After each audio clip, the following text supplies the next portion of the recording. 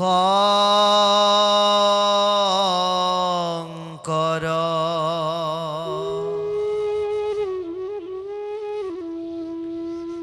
সৰ্ব গুণাকৰ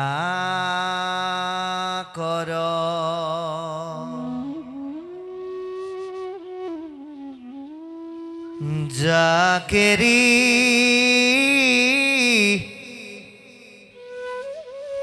নাহিকে উপম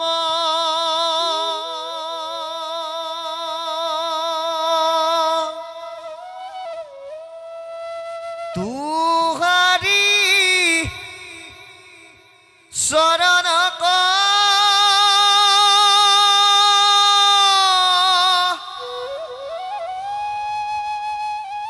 রেণু শতকোটি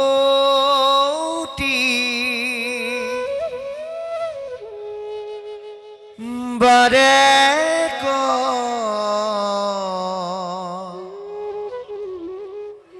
করু প্রণাম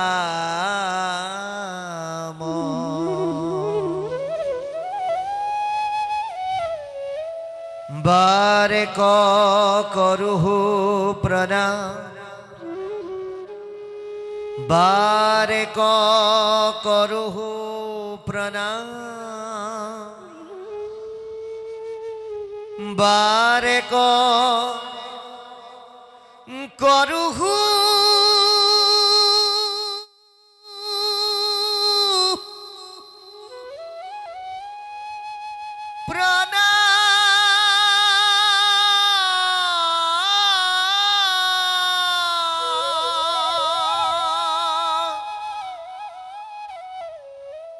বারে করু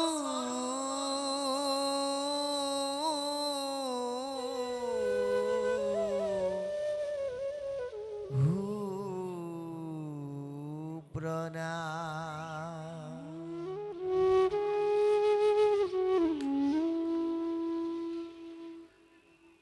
জয় কৃষ্ণ কৃপা ময় মহে সর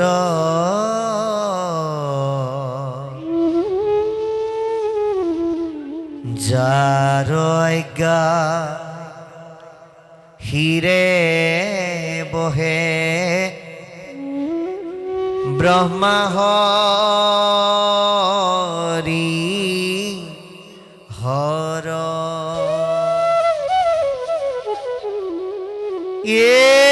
রাম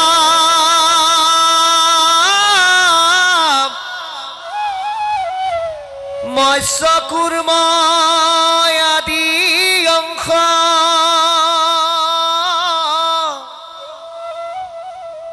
অবতার যার ঈশ্বর কৃষ্ণ করু কোটি নমস্কার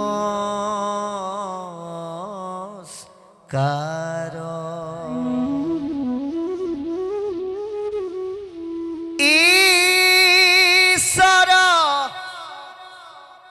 কৃষ্ণ করু কোটি নমস্কার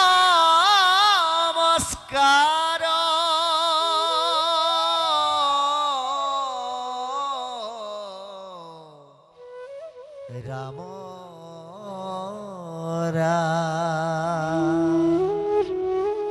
কৃষ্ণ। সেয়েহে আমি আৰম্ভণিতে কওঁ, আমি হলো এজন পথৰ দাঁতিৰ দুবৰি, যাক আপোনালোকে গচকি থৈ যায়।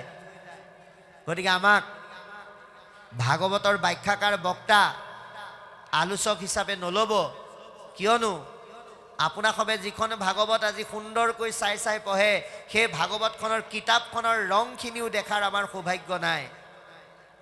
আমি এজন শাৰীৰিকভাৱে দৃষ্টি দিব্যাংগ ব্যক্তি, তথাপি আপুনি আমি ভাগৱতৰ পাতনিতেই চিনি পাওঁ পৰীক্ষিত ৰজা।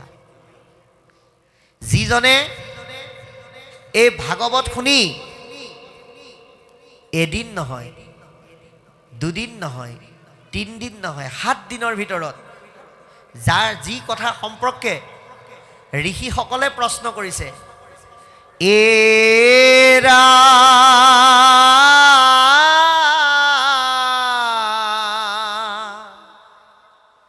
বৈকুণ্ঠৰ শাস্ত্ৰ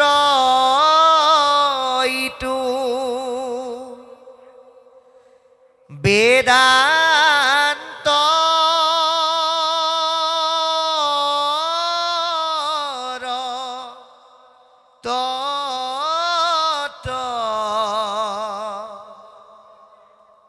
সাত দিনে কৈলাসিটো মহাভাগৱত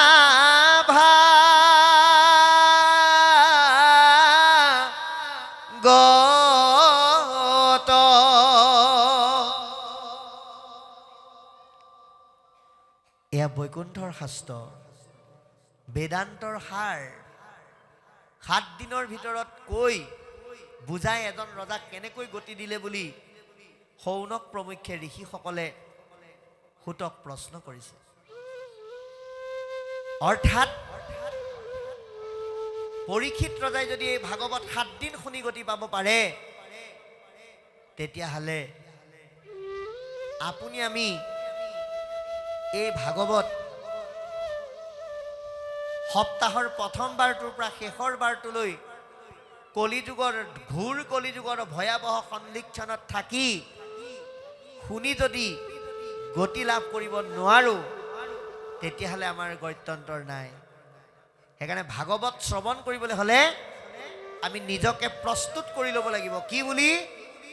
যে পৰীক্ষিত ৰজাই যদি 7 দিনত শুনি গতি পাব পাৰে, আমি শিৱসাগৰ বানমুখ চুতীয়া গাঁও বৰনামঘৰত হৈ থকা ভাগৱতৰ মাজত উপস্থিত থাকি ভাগৱত শ্ৰৱণ কৰি তৰিব নোৱাৰিম কিয়?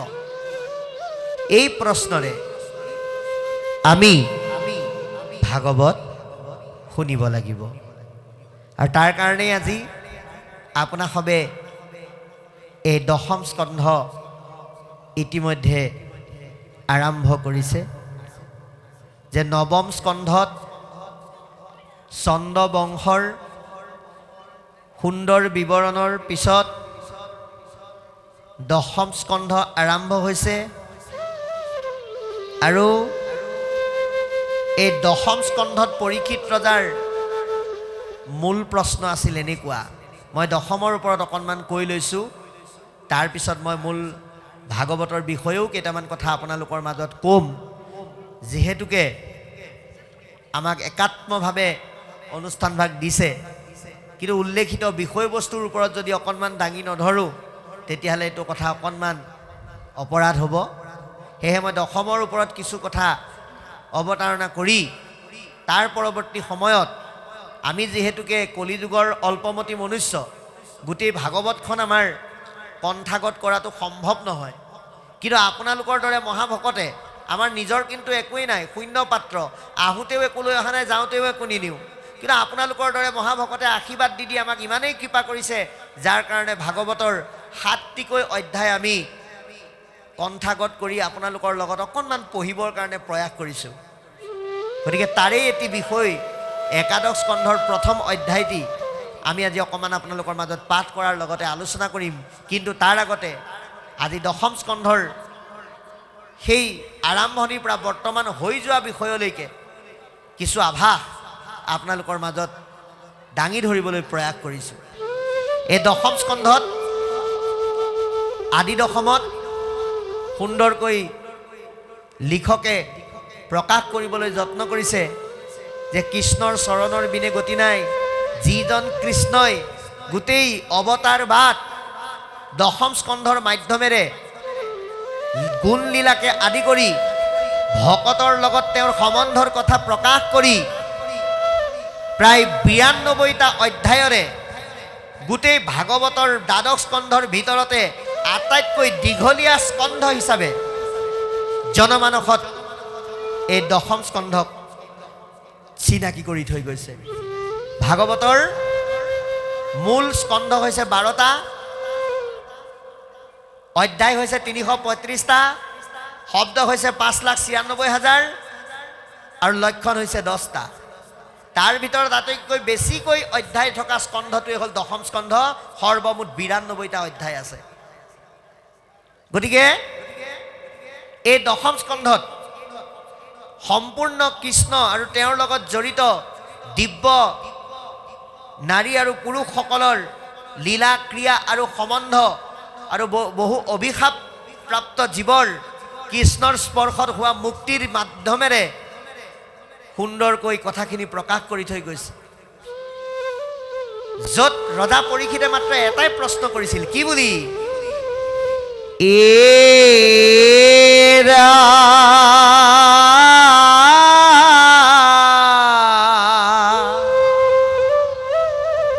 মোৰ পিতামহ বৰ্গে কৃষ্ণ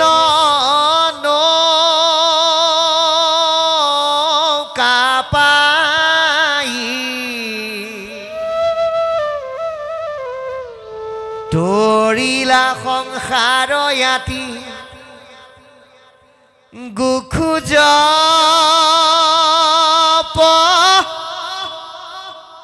ৰাই।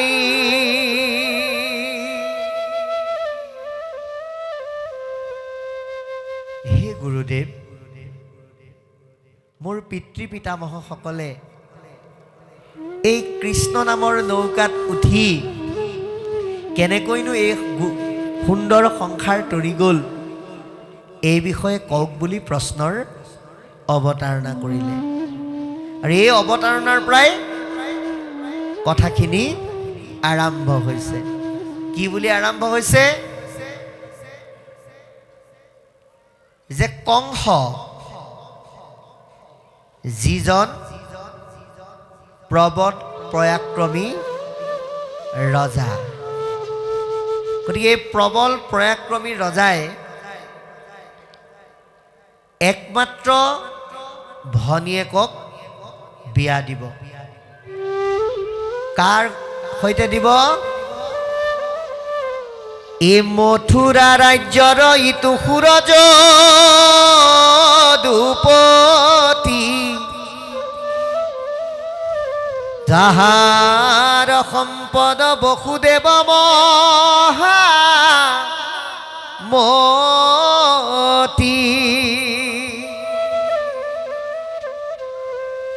গতিকে সেই সুৰ যদুপতিৰ সম্বন্ধীয় বংশৰ সুন্দৰ এজন সুঠাম যুৱক, যাৰ নাম বসুদেৱ, তেওঁলৈ দৈৱকী আইগৰাকীক বিবাহ দিবৰ কাৰণে যোগাৰ কৰিছে। কি যোগাৰ কৰিলে? যে 400,000তকৈও অধিক হাতী ঘোঁৰা দাস দাসী সকলো ফালৰ পৰা সা সম্পত্তিৰে ভৰাই নিজে দৈৱকীক বিয়া দিবলৈ গৈছে। আৰু বিয়া দিবলৈ যাওঁতে ঘোঁৰাৰ লেকাম তেওঁ নিজেই ধৰি গৈছে। ও ঘোঁৰা ডংকাই যাই কংস আকাশী পথত, শুনিলন্ত বাণীটো যাহন্তে ৰথত, এ ৰাম যাক লয়া যাৱ কংস, শুনৰে অজ্ঞান, যাহাৰ অষ্টম পুত্ৰে তুৰলৈবে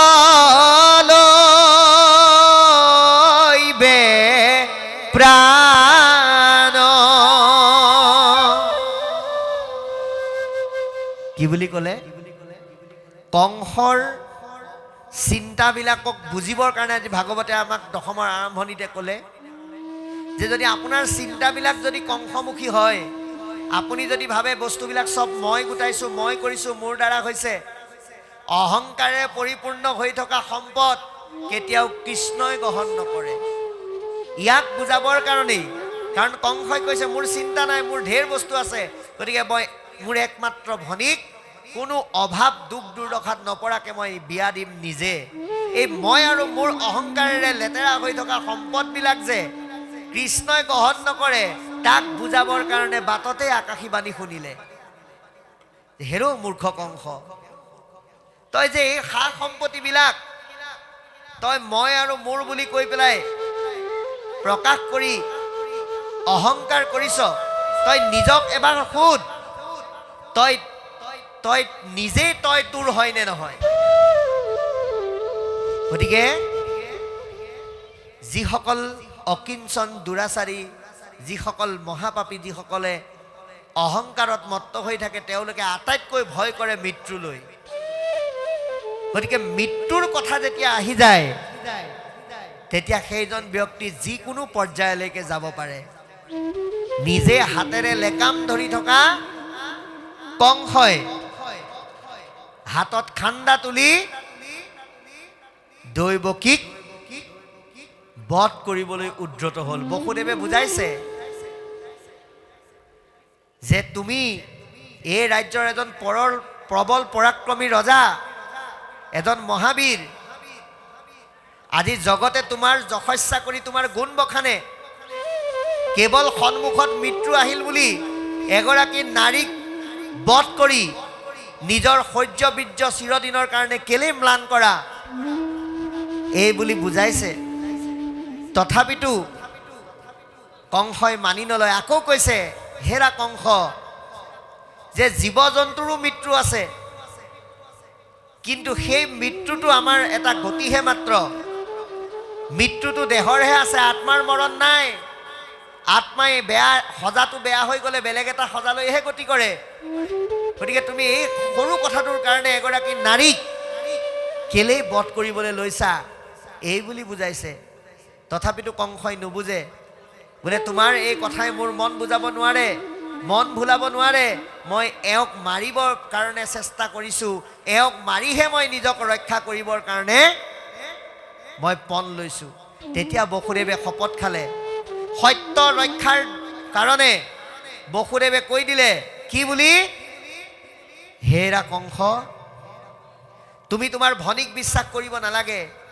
মই বসুদেৱ হিচাপে তোমাক কৈছোঁ, দৈৱকীৰ গৰ্ভত যিমানেই সন্তান জন্ম হ'ব, সকলো সন্তান আনি মই তোমাৰ হাতত গতাম, আৰু তুমি যি ইচ্ছা তাকে কৰিবা।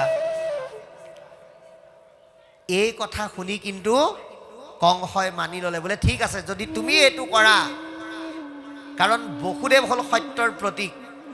সেইকাৰণে বসুদেৱে যে সত্যৰ লগত আপোচ নকৰে এয়া কংসইও জানে। কংস দৈত্য বা অসুৰ নহয়, কংস অহংকাৰীহে। গতিকে এই সত্যৰ ক্ষেত্ৰত যে বসুদেৱে আপোচ নকৰে, এই কথা জনাৰ কাৰণে এৰি দিলে। এৰি দিয়াৰ লগে লগে দৈৱকীৰ প্ৰথমজন পুত্ৰ জন্ম হ'ল, যাৰ নাম কীৰ্তিমন্ত।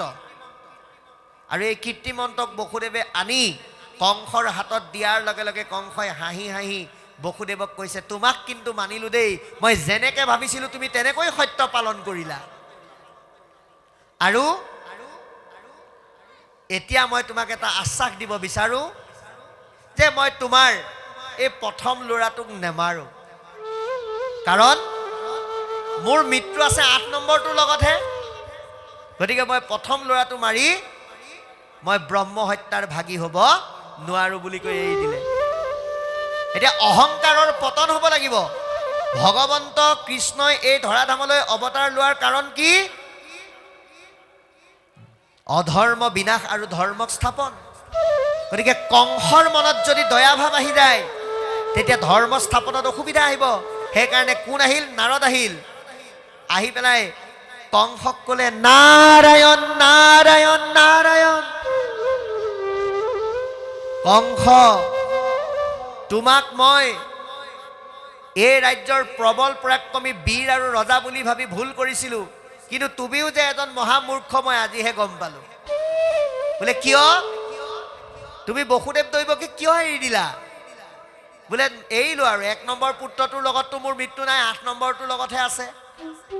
লগে লগে কংসই 8 পাহ ফুল নাৰদে কংসৰ সন্মুখত দি কৈ দিলে, তুমি 1ৰ পৰা 8লৈ আৰু 8ৰ পৰা 1লৈ গন্তি কৰা। কংসই গন্তি কৰিলে, প্ৰথম, দ্বিতীয়, তৃতীয়, চতুৰ্থ, পঞ্চম, ষষ্ঠ, সপ্তম, অষ্টম। আকৌ এইফালৰ পৰা আহা, অষ্টম, সপ্তম, ষষ্ঠ, পঞ্চম, চতুৰ্থ, তৃতীয়, দ্বিতীয়, প্ৰথম। তাৰমানে অষ্টমেই প্ৰথম, প্ৰথমেই অষ্টম। তুমি কেনেকৈ গম পাবা? দেৱতাবিলাক তোমাতকৈও বহুত চতুৰ। লগে লগে কংসৰ মনত আকৌ খেলি মেলি হ'ল। বসুদেৱ দৈৱকীক আনি পোতাশালত বন্দী কৰি দিলে, যাৰ লগে লগে গোটেই কংসৰ কাৰাগাৰ এক সুন্দৰ পৰিৱেশৰে পৰিৱেশিত হৈ গ'ল। ভগৱন্ত কৃষ্ণই চিন্তা কৰিলে যে দৈৱকী তেতিয়া গৰ্ভৱতী, গতিকে প্ৰকাৰন্তে দৈৱকীৰ গৰ্ভ চুৰ কৰি বলুভদ্ৰক নি পেলাই ৰোহিণীৰ গৰ্ভত দিলেগে। আৰু মানুহে ভাবিলে কি হ'ল? দৈৱকীৰ গৰ্ভ বিনাশ হ'ল। পৰৱৰ্তী সময়ত বসুদেৱৰ বীৰ্যৰ যোগেদি কৃষ্ণ দৈৱকীৰ গৰ্ভত প্ৰৱেশ কৰাৰ লগে লগে কোটি সূৰ্যৰ পোহৰে গোটেই কংসৰ কাৰাগাৰ পোহৰাই তুলিলে। কংসই ভয় খাই গ'ল যে মোৰ মৃত্যু আহি সন্মুখত উপস্থিত হ'ল। আৰু এনেকৈ নানান কাৰ্য কৰাৰ লগে লগে দেৱতাসকলে প্ৰাৰ্থনা কৰিলে, হে প্ৰভু, তোমাৰ চৰণত কাকুতি কৰি মাতিছোঁ, চিৰেই তুমি আহি ইয়াত অৱতাৰ ধাৰণ কৰা। আৰু দেৱতাসকলৰ স্তুতিমতে তেওঁলোকক আশ্বাসবাণী কৰি দিব্য নাৰীসকলক গোকুলত অৱতাৰ ল'বলৈ কৈ বসুদেৱৰ ঔৰসে দৈৱকীৰ গৰ্ভে কৃষ্ণ জন্ম হৈ কংস পুতনাৰ দৰে দৈত্যবিলাকক তেওঁৰ চাৰিত্ৰিক কৰ্ম আৰু লীলাৰ যোগেদি বধ কৰিলে। আৰু তেতিয়াৰ পৰাই কৃষ্ণকেন্দ্ৰিক বিভিন্ন লীলা কৰ্ম আৰম্ভ হ'ল। শিশুকালৰ পৰা ধৰি কিশোৰ কালৰ পৰা ধৰি যৌৱন কাললৈকে বিভিন্ন ক্ৰিয়া লীলা আৰু ৰাস লীলাকে আদি কৰি সুমধুৰ সুস্বাদুৰ বৰ্ণময় বেদক পান কৰি ভাল পোৱা গোপীসকলক মোহিত কৰিব পৰা অনন্য লীলা সুন্দৰকৈ আৰম্ভ হ'ল, যাক এই দশমৰ মাজেদিয়ে প্ৰকাশ কৰিলে। তাৰপিছত আজি আমি আহি থাকোঁতে এতিয়া পাঠত এটা বৰ সুন্দৰ বিষয় শুনিলোঁ। মই সেই বিষয়টোলৈ যাওঁ, য'ত ইন্দ্ৰ তেওঁৰ অহংকাৰ ভাঙিবৰ কাৰণে ভগৱন্ত কৃষ্ণই এটা লীলা কৰিছিল। সেই সম্পৰ্কে আমি আহি পাওঁতে তাত পাঠ হৈ আছিল। যোৱা কালিৰ পৰা আজিলৈকে দশমৰ বিভিন্ন কাহিনী উপকাহিনীৰ মাধ্যমেৰে কৃষ্ণৰ লীলা আৰু ৰাম অৰ্থাৎ বলুভদ্ৰৰ লীলা, গোপীসকলৰ লীলা বিভিন্ন ধৰণে হৈছে। তাক আমি 1 ঘণ্টা 2 ঘণ্টা 3 ঘণ্টা বা এটা দিনত বৰ্ণনা কৰি শেষ কৰিব নোৱাৰোঁ। যি ভাগৱত অনন্তই 1000 মুখে ব্ৰহ্মাই 4 মুখে কৈ শেষ কৰিব নোৱাৰিলে, সেই ভাগৱতৰ আটাইতকৈ দীঘলীয়া স্কন্ধ দশম স্কন্ধ। গতিকে ইয়াক ইমান কম সময়ত প্ৰকাশ কৰি শেষ কৰাটো সম্ভৱ নহয়। সেইকাৰণে আমি বৰ্তমান আহি পাওঁতে যিটো অধ্যায় চলি আছিলে তাৰ ওপৰত কিছু কথা আলোচনা কৰিছোঁ।